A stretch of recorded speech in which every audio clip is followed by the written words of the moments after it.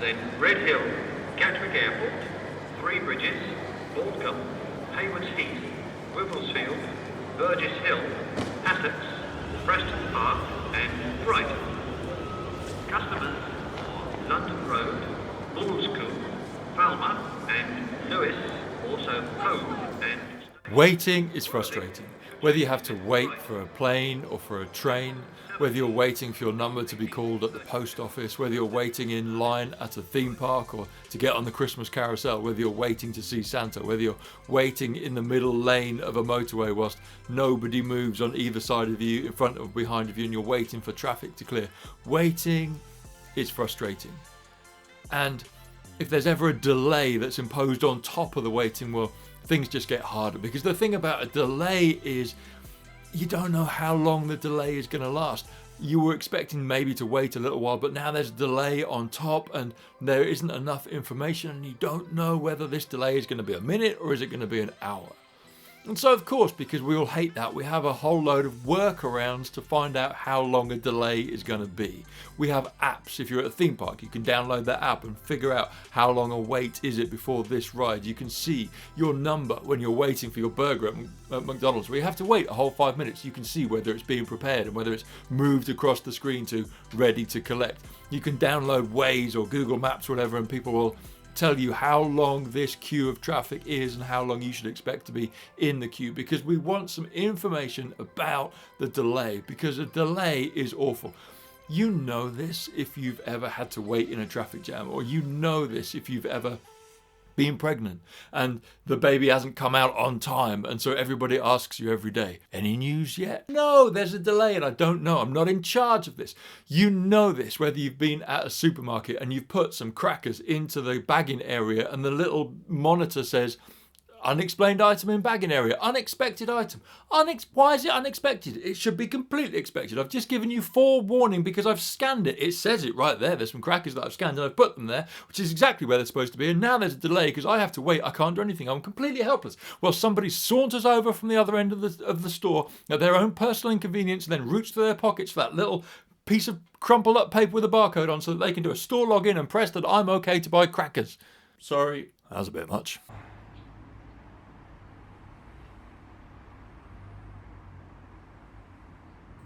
In her book on Advent, Tish Harrison Warren writes beautifully about the gift of Advent, this season which precedes Christmas, which honestly most of us just think is a chocolate-filled calendar countdown type thing, and maybe with a candle, but we've kind of lost the ability to really define what Advent is.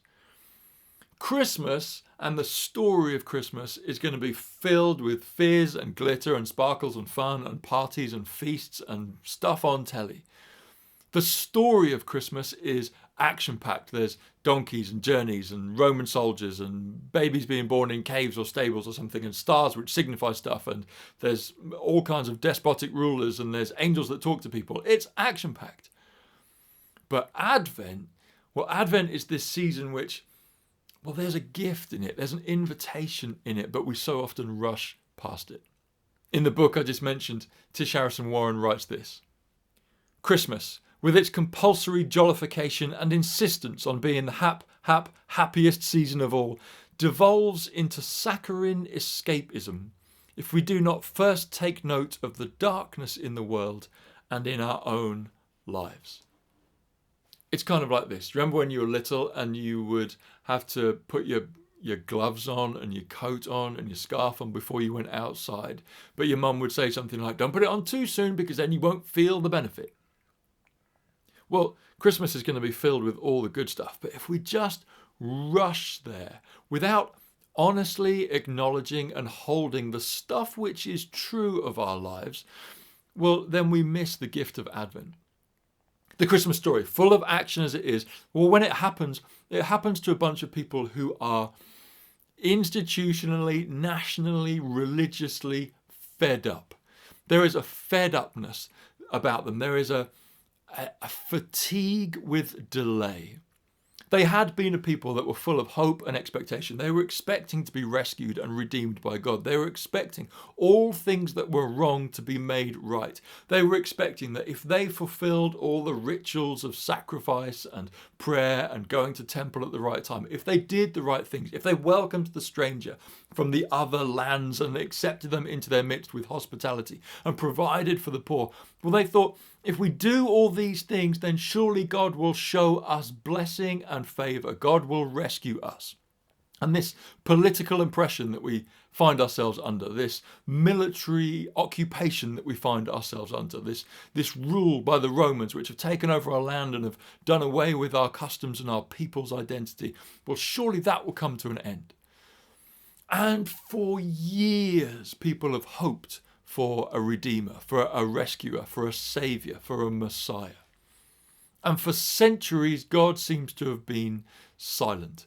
And so we have this biblical prayer that's prayed by prophets and kings and shepherds and women by the stove and by people on journeys and by poets and songwriters alike. This prayer that comes out, and you've prayed it. How long, oh God, how long is this wait going to be? When will this delay be over? If you have a prayer, a need, a desire, a hope that is moved from a place of expectancy to fatigue and frustration and a lack of hope and a disappointment, if God has let you down, well, later on, we're going to celebrate Christmas. But the beauty of Advent is to hold that and to be honest about that, not to impose that saccharine nature of escapism or that desire to wrap it all up with a bow and pretend everything's okay. No. Advent says there is a delay.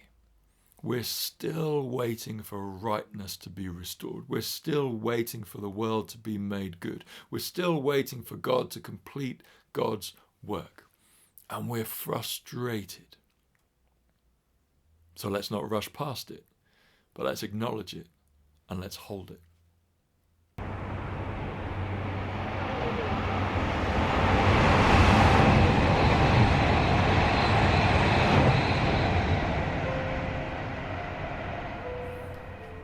And so this Advent, may you who are tired from waiting, may you who have a hope or a prayer that you have grown weary from offering in a Godward's direction, may you who've given up on the God who's given up on you, may you who sense a delay in all that you've hoped for, may you who'd put hope in the coming of a king in the little baby that was soon to be celebrated, may you who'd hoped in that baby, may you had given time and energy and resources to that baby, may you who grow weary when you think about the escapism of Christmas or the forced joy of New Year because the delay is what feels front and center in your mind, well, may you be gifted this Advent season with an awareness of the presence of the baby who doesn't rush you past the honest, who doesn't force you into celebration, who doesn't make you smile and put on a show, but in the middle of the waiting comes and sits with us.